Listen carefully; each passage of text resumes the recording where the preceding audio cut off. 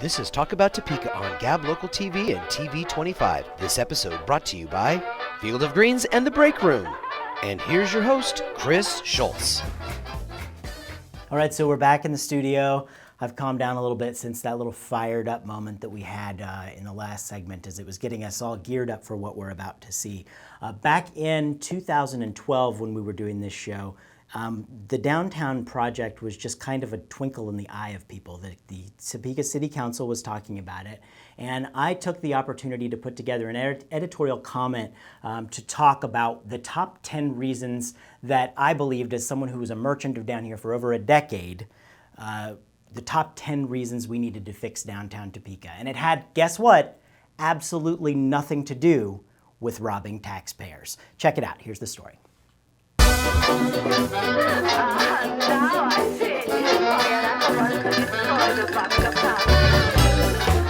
We try to keep our show as impartial as possible, but due to the nature of talk shows, a truly neutral one would be quite boring. So here is our disclaimer. This is purely our opinion after being in the trenches of downtown Topeka for nearly 10 years. We present this editorial comment with the hope of stimulating a more enlightened conversation around the city. It's no secret to anyone who watches our show that I have a lot of pride in downtown Topeka. This is not merely because I chose to go against all odds and open a business here 10 years ago. I started with nothing. I mean nothing. No trust fund, no big family money. I was just a normal guy who was called an idiot for taking a chance on downtown Topeka. I was told that the "if you build it, they will come" thing only works in the movies. I don't like to be told no. And I never liked the word impossible. So I built a place called Field of Greens, where people have been coming for a decade now.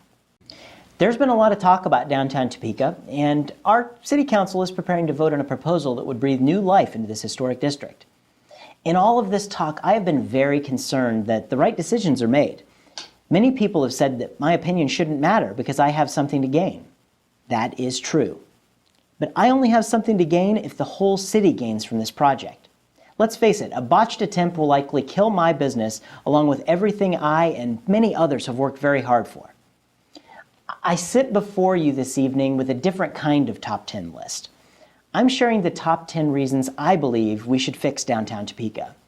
Number 10, collapsing sidewalks and crumbling medians. Number 9, infrastructure, exposed electrical wiring in the planters, flooding storm sewers, and water mains from 1892. Number 8, public benches that are nearly falling apart and matching trash cans that should have been replaced years ago. Number 7, more Topekans already spend more of their time working downtown than in any other area of the city. Number 6, every city has a Wanamaker, but only 51 have Capitol buildings, and we're lucky to have the jobs that follow ours. Number 5, the ideas for this plan have had extensive public input ever since the Heartland Visioning process identified downtown as a key community concern several years ago. It is a rational and budget-conscious combination of expert planning mixed with the ideas and the goals presented by the entire community.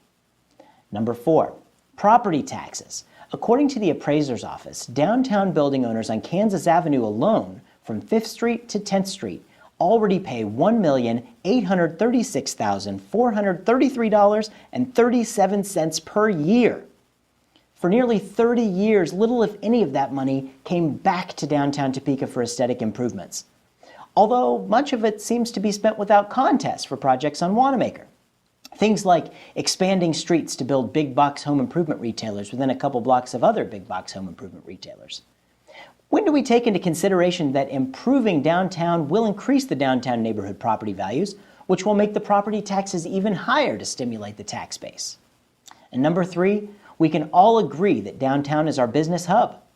And we can all agree that we need more primary jobs in Topeka, jobs that bring in tax revenue for our city from outside of the area. Shouldn't we roll out the rug for people who are making the decisions on where to put those jobs? I don't mean the old shag rug from 1982. Can't we agree that it's time to replace the rug? Number 2, how are we seen by the rest of the country? If you were an out-of-state tourist driving through on I-70 and you wanted to drop by Topeka to take a couple of pictures for your scrapbook, would you choose to take the exit with the Capitol building, or would you pick the exit with a Walmart and a Chili's? And number 1, If you are still against updating downtown, what is your suggestion? Do you think that it should just continue to sit around and rot until there's nothing left? Or do you have a better idea? Many people are all ears and have been looking for those ideas for the last few years.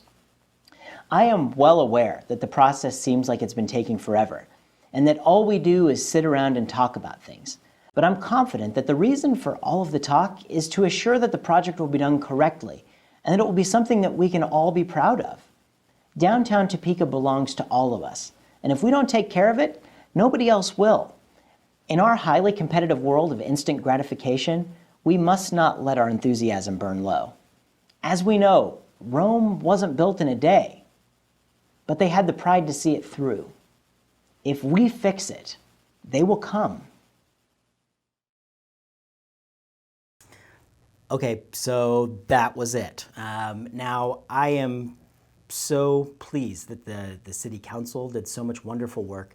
So many people did so much hard work with this to make downtown something that had the opportunity to survive, something that had the opportunity to carry Topeka into the next generation. And we put the thought in there. So many people came together to make that possible. And I have to say, it has been an absolute pleasure to work with some of those people, and most of them. I mean, I know I'm kind of the pain in the butt to work with sometimes, as Frank would give you a pretty good definition of all of those things. But, right, Frank?